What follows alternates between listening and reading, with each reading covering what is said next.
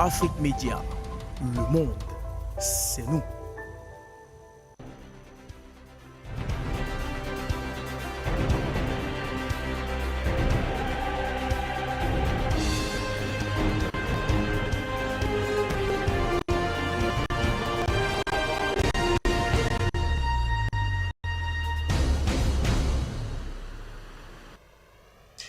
Mesdames, bonsoir. Monsieur, bienvenue à cette édition du Journal africain sur Afrique Média Télévision. L'édition de ce 25 août 2022. Au sommaire donc de ce journal, nous revenons autour de cette visite, sinon la seconde du genre, sous l'exercice donc de la 5e République du président français Emmanuel Macron. Une visite, dit-on, placée sous le signe d'une visite officielle et d'amitié donc à Paris. Il s'agit des relations donc de raviver les relations franco-algériennes. On pèse ces mots quand il s'agit donc de décrire le déplacement qu'effectue Emmanuel Macron en Algérie les 25 et 20 du 25 au 27 août. Après une brouille de plusieurs mois, eh bien, les deux capitales considèrent ce voyage comme une première étape, on va dire, d'un retour visiblement à la normale. On fera le point avec notre invité Gamal Abina, internationaliste, pour tenter de comprendre les enjeux de cette autre visite du président français Emmanuel Macron. Tout au sommaire de ce journal africain, au Burkina Faso, le Premier ministre remet en question le partenariat avec la France. Ce dernier a d'ailleurs déclaré mardi soir que le Burkina Faso se réservait le droit de diversifier ses partenariats, quitte à froisser donc ses partenaires historiques, soulignant qu'il y a des questions à se poser sur le partenariat avec la France. Eh bien, ce dernier semble visiblement se pencher vers la diversification des partenariats, surtout militaires, avec la Fédération de Russie au regard des résultats satisfaisants et probants observés du côté du Mali. On fera le point avec notre invité Israël Lompo dans le cadre de cette édition du journal africain. C'est tout pour la vitrine, les détails dans un instant.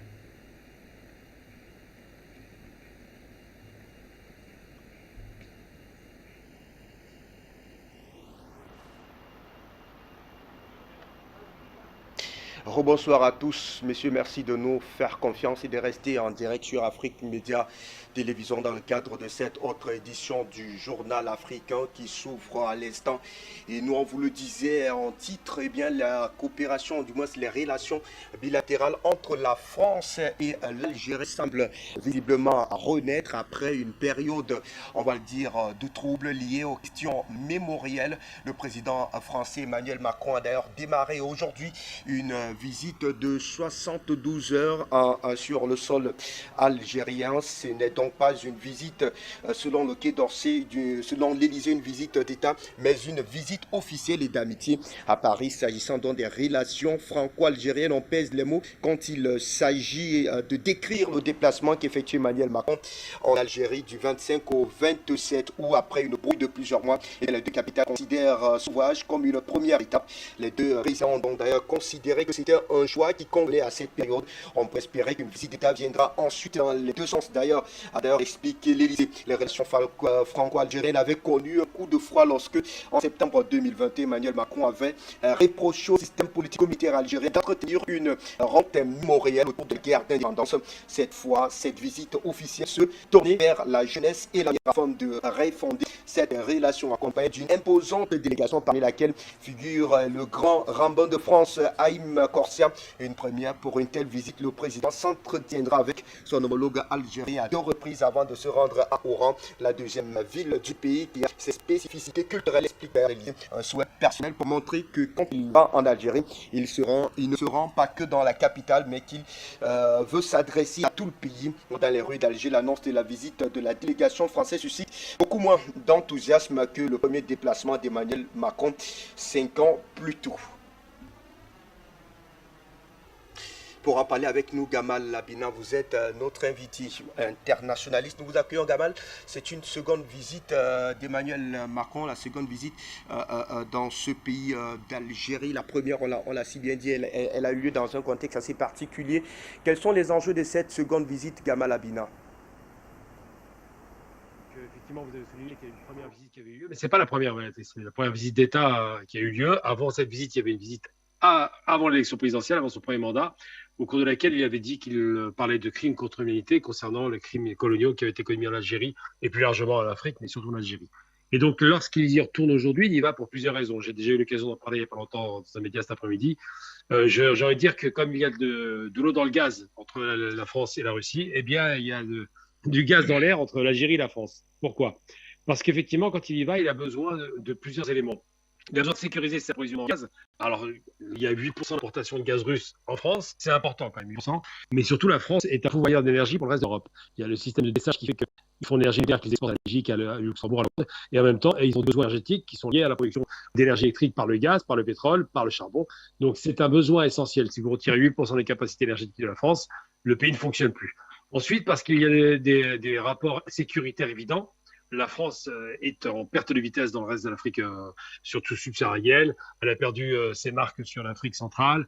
C'est les Russes qui ont pris le relais. Elle a perdu ses marques sur le Mali. Elle commence à perdre ses marques sur le Burkina. Il commence à y avoir beaucoup de pays qui sont en défiance vis-à-vis de la France. Le dernier voyage de Macron a été plutôt difficile, pour ne pas dire quasi calamiteux, puisqu'il a été assez mal reçu par les chefs d'État africains, qui commencent à lui reprocher réellement ce qu'il est. Et puis surtout, ces chefs d'État commencent à comprendre qu'il y a des alternatives.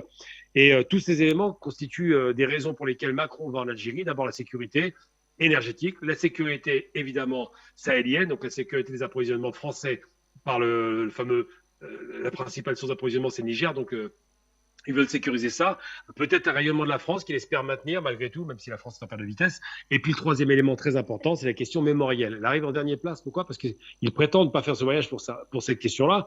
Mais il vient avec Khaled Bécher, il vient avec Rachid Arab, il vient avec tout un tas d'intellectuels, journalistes et autres figures importantes de l'Algérie en France. Particulièrement, il vient avec Darmanin, ministre de l'Intérieur. On se demande ce que fait un ministre de l'Intérieur en Algérie dans un voyage d'État. C'est qu'il y a des raisons sécuritaires qui vont même au-delà de l'Afrique, puisque la sécurité française, à savoir l'immigration, qui leur pose problème, puisque l'extrême droite est très forte en France. Et tous ces éléments font que Macron, il va avec tout un tas de cahiers de doléances dans un rapport de force qui, et ça c'est important de le rappeler, pour la première fois depuis 60 ans, lui est extrêmement défavorable. C'est-à-dire que Macron arrive là-bas en demandant des choses. Il n'est plus en mesure d'imposer ou de dire vous faites ceci ou cela. Par exemple, il parle aux Algériens pour leur dire faites l'intermédiation avec le Mali, puisque l'Algérie s'entend très bien avec le Mali, avec les dirigeants maliens, pour lesquels elle ne donne pas de leçons de démocratie ou ce genre de stupidité. Il vient pour demander à ce que l'Algérie garantisse peut-être la sécurité dans le Sahel. Ils ont déjà demandé ça à plusieurs reprises, mais la dernière fois, il y a une reculade de l'Algérie par rapport à la France, c'est qu'ils ont interdit le ciel aérien algérien. Les avions français ne peuvent plus passer par l'espace aérien. Donc tout ça pour dire que la France est en recul, est mal vue, un déficit sécuritaire évident, est en danger économique puisque l'énergie, c'est vital pour l'économie des pays industriels, et surtout que la France veut montrer, et là c'est Macron à titre personnel, rappelons tout de même à nos frères africains que Macron a beaucoup de défauts indiscutablement, mais il y a un seul défaut qu'il n'a pas, contrairement à ses prédécesseurs, c'est qu'il n'est pas raciste. Ça paraît surprenant, ça reste un impérialiste, il travaille pour son pays, mais il n'est pas raciste. Donc le rapport racial chez Macron n'est pas existant. Son rapport économique de domination existe, lui, par contre. C'est un racisme économique qui est évident, mais plus de racisme racial. Donc Macron voudrait faire quoi? Il voudrait obtenir que l'Algérie soit son allié, clairement, de façon évidente, en faisant des gestes forts, peut-être une parole de condamnation ferme, mais peut-être enfin une demande d'excuses pour les crimes coloniaux de la France commis en Afrique et en Algérie. Et surtout, Macron veut être l'homme de la réconciliation. Il y a 60 ans que l'Algérie est libérée de la barbarie coloniale, et je pense qu'il veut se placer pour être l'homme de la réconciliation. Il veut être l'homme français, le dirigeant français comme Chirac en son temps, qui aura condamné les crimes coloniaux comme Chirac avait condamné Veldiv et Vichy, et qui va peut-être enfin apaiser la relation entre la France et l'Afrique et sortir peut-être, qui sait, de cette liaison France-Afrique avec un rapport de collaboration. Je n'y crois pas trop, mais on ne sait jamais. Donc c'est ça que Macron vient chercher en Afrique. Il cherche un allié avec le pays qui est le plus en défiance avec la France, l'Algérie. Et il se dit que si l'Algérie finit par accepter les excuses de la France, c'est ça la question, eh ben peut-être que ça ira mieux que les autres pays africains.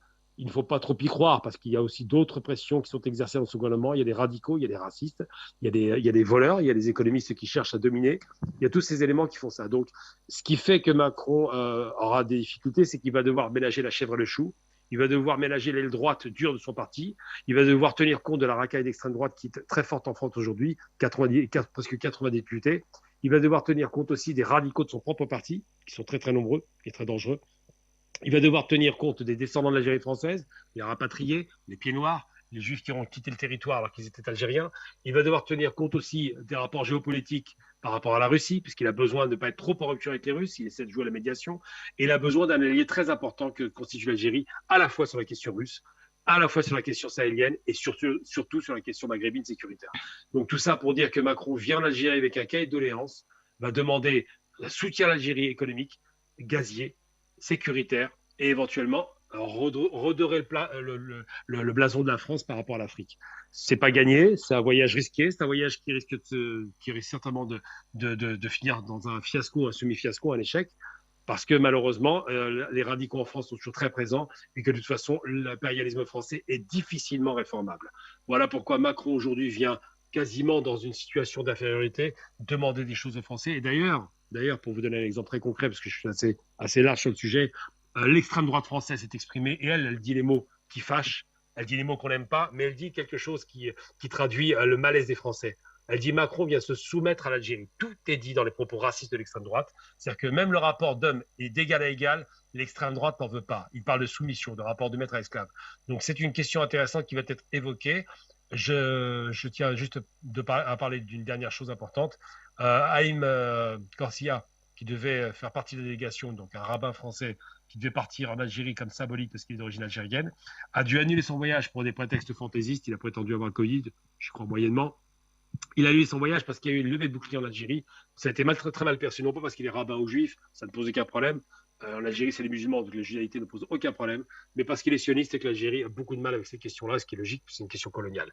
Donc effectivement, il a annulé son voyage, c'est déjà le premier couac dans le voyage de Macron. Donc je pense que ce voyage va être difficile, que les résultats ne seront pas forcément probants, et qu'à l'arrivée, Macron n'obtiendra pas ce qu'il voudra, à savoir que l'Algérie réduise sa relation avec la Russie, réduise son lien fraternel avec le Mali, et peut-être travaille en collaboration avec la France. Je n'y crois pas du tout, mais bon, c'est peut-être la raison pour laquelle il va là-bas. Et je pense que Macron veut être l'homme de la situation parce que c'est la seule chose qui lui soit favorable. Tebboune a un bon rapport avec Macron, alors qu'il n'avait aucun bon rapport avec les autres présidents algériens, n'avaient aucun bon rapport avec le président français. Pour la première fois, Tebboune a un bon rapport avec Macron et il l'a félicité de son élection, ce qui est un signe fort. Mais ça s'arrêtera là, à mon avis. L'échec sera consommé quoi qu'il en soit. À vous, Gamal Labina, on vous reviendra certainement au soir du 27 août, date à laquelle prendra fin cette tournée algérienne pour tenter d'en tirer clairement les leçons de cette visite du président français en terre algérienne. Nous quittons donc l'Afrique du Nord pour celle de l'Ouest et c'est par le Mali que nous démarrons, effectivement, où le Mali, la République islamique, le Mali et l'Iran veulent donc un renforcement de leur coopération bilatérale. Il faut dire que la République islamique d'Iran est disposée donc à intervenir au Mali dans les domaines de la transformation du coton, de la viande, dans le secteur de l'énergie et des infrastructures, ainsi que dans la fourniture des produits de première nécessité, a déclaré mardi Salah Varsi, vice-président du commerce, d'industrie, des mines et de l'agriculture de la République d'Iran. Salah Vassri s'est exprimé à l'occasion de la visite au Hosseini Abdollahian, chef de la diplomatie iranienne, dans le cadre de la première session de la commission mixte entre la République du Mali et la République islamique d'Iran. Plus d'une trentaine d'hommes d'affaires iraniens accompagnant le ministre iranien des Affaires étrangères ont pris part à cette rencontre. Chef Batili, président de la Chambre d'industrie et de commerce du Mali, a indiqué qu'il s'agit pour les Iraniens d'identifier les potentialités dans notre pays afin qu'on puisse faire des investissements ensemble dans le cadre d'un projet gagnant-gagnant, et l'agriculture, la transformation du coton du Mali et d'amitié. Les Iraniens sont intéressés aussi pour des abattoirs modernes au Mali pour faire des usines de viande. Le Mali est en premier dans le cheptel au niveau de l'espace de l'Union économique et monétaire ouest-africaine.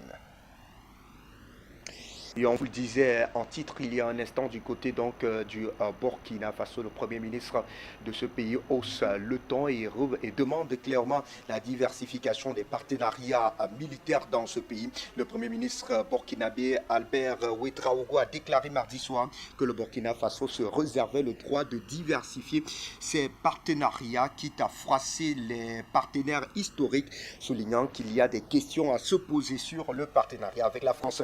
6 mois après sa prise de fonction à la tête du gouvernement de transition, Albert Ouedraogo, qui a accordé un entretien à la télévision publique du Burkina Faso, exprimé sur la situation sécuritaire, la conduite de la transition ainsi que la coopération internationale. S'agissant des mouvements d'humeur enregistrés régulièrement réclamant la rupture des relations de coopération avec la France, le Premier ministre burkinabé a affirmé: je pense qu'effectivement il y a des questions à se poser. On comprend les revendications parce que la France, c'est vrai, c'est le partenaire historique, c'est le premier partenaire, même en termes termes de chiffres, mais il faut également dire que l'aide doit aider à assassiner, à assainir en tout cas le pays. Et si depuis des années cette opération n'a pas permis d'assainir l'aide, il faut se poser des questions. Et je suis tout à fait d'accord qu'aujourd'hui, il faut revoir le partenariat avec la France, a-t-il précisé. Pour en parler avec nous, Israël Laba-Longpo, on vous retrouve donc pour débriefer avec vous cette sortie du Premier ministre Albert Ouedraogo. Est-ce un effet de com' ou alors il y a une véritable volonté de la part des autorités du Burkina Faso de tourner littéralement le dos au partenaire historique du pays qu'est la France? Bonsoir, bienvenue. Oui, bonsoir monsieur, bonsoir téléspectateurs d'Afrique Média. Alors, il faut dire que bon, cette sortie surprend plus d'un du moment où nous avons suivi dès leur arrivée. L'ambassadeur de France au Burkina s'est promené dans tous les ministères pour renouveler les contrats avec chaque département ministériel. Alors, le véritable souci, parfois, ce n'est pas le gouvernement, les membres du gouvernement qui ont leur position souvent très tranchée vis-à-vis des relations avec la France, comme nous l'avons suivi au temps de Roch-Marc Christian Kaboré. Le véritable problème, c'est le leader qui cause problème souvent. Quand vous avez un président asymétrique, et aux options asymétriques, c'est difficile de croire à un discours d'un membre de ce gouvernement-là. Et donc, ce qu'il a dit, il y a quand même, il y a les deux. Hein. Il y a la com qui est là, il y a l'effet de com, mais il y a une réalité qui est là. Jusqu'à aujourd'hui, ils n'ont pas signé un accord avec la France qui permet à la France d'implanter une force d'intervention militaire sur le sol burkinabé de type Barkhane. Alors là, déjà, comme le Niger comme le Niger l'a fait. Alors là, nous pouvons dire que effectivement, le Burkina respecte cette logique-là qui consiste à ce qu'il n'y ait pas de force d'intervention militaire étrangère sur le sol burkinabé. En ce qui concerne donc la diversification des partenaires, bon, c'est un vieux chant que le président Roch-Marc Christian Kaboré a toujours chanté. Ils sont venus également.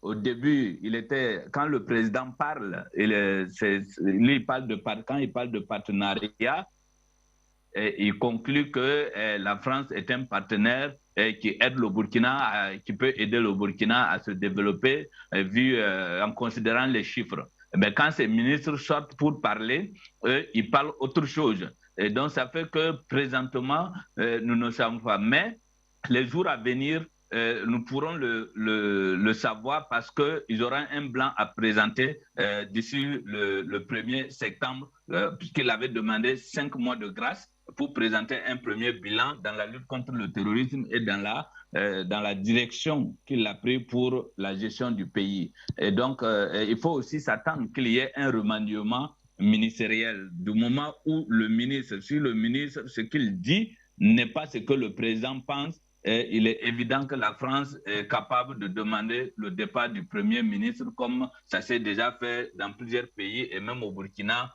il y a eu à demander le départ des ministres.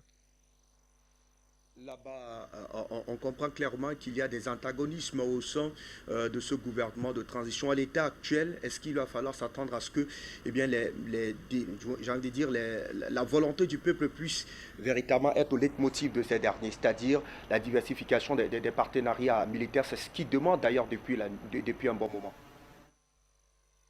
Oui, vous savez, avec ce gouvernement, ils nous ont toujours parlé de diversification des partenaires.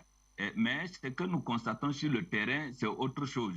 Nous avons suivi ici les Russes qui étaient là, qui étaient au niveau du Burkina, qui assistaient techniquement l'armée. Ils étaient en fin de mission. La mission n'a pas été renouvelée. Le président les a décorés et ils sont rentrés chez eux. La mission n'a pas été renouvelée, alors que c'était l'occasion pour permettre au président d'affirmer son choix de diversification donc des partenaires. On ne peut pas aujourd'hui, alors que pour la France, lorsque la mission est arrivée en terme, ils ont renouvelé automatiquement. ils ont renouvelé, ils ont signé, renouvelé, mais pour la Russie, ça n'a pas été le cas. Et donc, il y a un véritable problème de direction politique, d'idéologie politique au niveau du Burkina Faso. Nous avons l'impression que le président a une ligne qui a été tracée et qui lui a été donnée, et les membres du gouvernement qui sont très excellents, beaucoup qui sont excellents, pardon, dans leur façon de gérer la chose, mais il se trouve qu'ils ont des difficultés parce qu'aujourd'hui, nous constatons que quand un ministre soit pour parler, il ne parle pas de politique générale ou de politique nationale. Il se concentre sur son ministère, sur son devoir, sur sa feuille de route. C'est comme si on avait interdit même au ministre de parler autre que ce qui concerne leur ministère. Donc, la seule personne aujourd'hui qui peut nous donner une direction pour nous dire que la relation avec la France peut changer et qu'on n'est pas obligé de continuer avec la France, c'est le président. Et alors que le président, il a sincèrement un discours, depuis qu'il est venu, un discours asymétrique dans un pays en guerre avec des terroristes, avec des ennemis qui sont donc aussi asymétriques. Donc ça fait que c'est très difficile aujourd'hui de définir, de dire effectivement le gouvernement est en train de s'aligner sur la volonté du peuple. Nous avons vu quand les gens sont sortis pour manifester, non seulement pour demander la résiliation des accords qui lient les différents ministères aux partenaires techniques français, ils ont été gazés. On a été gazés dans la ville de Ouagadougou, à Bobo-Dioulasso, et il y a eu même des blessés. Et donc, on ne peut pas comprendre que d'un moment, on dit que non, il faut changer de partenaire, il faut diversifier, il faut carrément changer, et au même moment, on envoie des militaires matés ou gazés, donc ceux qui demandent ce changement-là. Donc, il y a 2 poids, 2 mesures. Et le président, en toute sincérité, le président actuel, je ne pense pas qu'il ait des coudées franches pour pouvoir décider de ce que le Burkina se débarrasse désormais de la France. Triste scénario. Donc, merci à vous, Israël Labalompo, pour toutes ces précisions. Nous quittons votre pays, le Burkina Faso, et définitivement l'Afrique de l'Ouest pour l'Afrique centrale et précisément au Tchad pour remarquer donc cette difficile reprise du dialogue national inclusif et souverain. Les assises du dialogue national inclusif et souverain donc repris hier mercredi 24 août après quelques jours de report. Les partisans à ce dialogue se sont retrouvés au palais du 15 janvier de Djamena avec pour ordre du jour la rédaction des règlements intérieurs devant assurer le bon fonctionnement des débats à venir. Mais l'audience a d'ailleurs été très vite suspendue après seulement une petite heure de travaux et près de 2 heures de retard à l'ouverture. Dès le départ, la bonne tenue de l'audience avait d'ailleurs été très difficile. Il y avait un nombre insuffisant de casques pour traduire les débats en français et en arabe. Les organisateurs du dialogue ont donc passé l'essentiel de leur temps à rappeler à l'ordre les participants. Le président du comité d'organisation, le ministre Hachek Oumar, devait systématiquement demander le silence ou interrompre quelques intervenants qui exprimaient des propositions non incluses dans le programme du jour.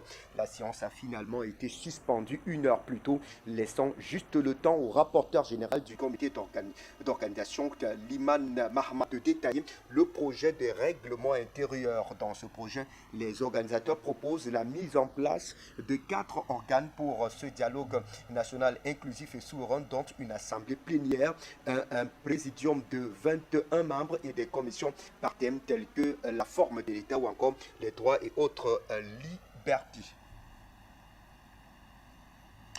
Nous quittons le Tchad cette fois-là pour les Comores, pour évoquer donc cette question de clandestinité avec le pays qui semble véritablement mettre la France sur le banc d'accusés du ministre français de l'Intérieur au discernement, mais on l'a retenu. Les propos du ministre français de l'Intérieur, Gérald Darmanin, sur le droit du sol prononcé dimanche depuis Mayotte, ont provoqué la réaction des Comores qui l'ont appelé donc à faire preuve de discernement, mais surtout de refus. En effet, en visite à Mayotte, le ministre français de l'Intérieur et des Outre-mer, Gérald Darmanin, donc appelé dimanche à suspendre le droit du sol de l'île pour y freiner l'immigration clandestine en provenance des Comores. Dans le 101e département français, Mayotte, le ministre de l'Intérieur a supervisé la mise en place donc, de nouveaux moyens aériens et maritimes de lutte contre la migration clandestine. La hausse continue des moyens techniques et humains ne suffira pas, a déclaré Gérald Darmanin à la presse à cette occasion. Eh bien, nous quittons définitivement donc les Comores pour l'international avec cette actualité liée donc à l'Union européenne qui affiche désormais son soutien à l'Ukraine et sa fermeté donc face à la Russie. Le président du Conseil, Charles Michel, a affirmé mardi 23 août lors du forum sur la crise organisée par Volodymyr Zelensky que l'Union européenne avait dit haut et fort dès le premier bout du conflit que l'Ukraine appartenait à la famille européenne. Cette déclaration n'a pas qu'une valeur politique, elle reflète aussi la géographie du continent. Et cette les Européens ont donc pris leur responsabilité. Cette implication de l'Union intervient précisément quand on rappelle le début des guerres de Yougoslavie, des guerres au cœur donc, du continent. L'Europe de l'époque avait pris pendant plus de 3 ans sa timidité et son inefficacité. Le contrat est saisissant, vu que par exemple l'Union européenne a annoncé des premières sanctions dès le début et ont d'ailleurs convenu de suivre depuis 6 mois des sanctions. Mais contre la Russie, ces sanctions, les Européens ont annoncé dès le premier jour qu'elles seraient massives et elles n'ont cessé de se renforcer. Les premières sanctions européennes en sont intervenues la veille de l'entrée des troupes en Ukraine. Ces sanctions-là avaient été décidées en réaction à la reconnaissance par la Russie des républiques sécessionnistes du Donetsk et autres. Depuis, l'Union européenne a cessé donc de les renforcer et fin juillet, elle en était au 7e trame de sanctions. Eh bien, information que nous allons d'ailleurs débriefer avec vous, Gamal Abina. Alors, on me fait savoir que nous n'avons donc plus Gamal Abina dans le cadre de cette édition du Journal africain. Ça sera d'ailleurs tout pour cette édition du 25 août 2022. Merci, messieurs, de nous avoir suivis. À demain pour une nouvelle édition. Très bon suivi des programmes sur Afrique Média Télévision. Afrique Média, le monde, c'est nous.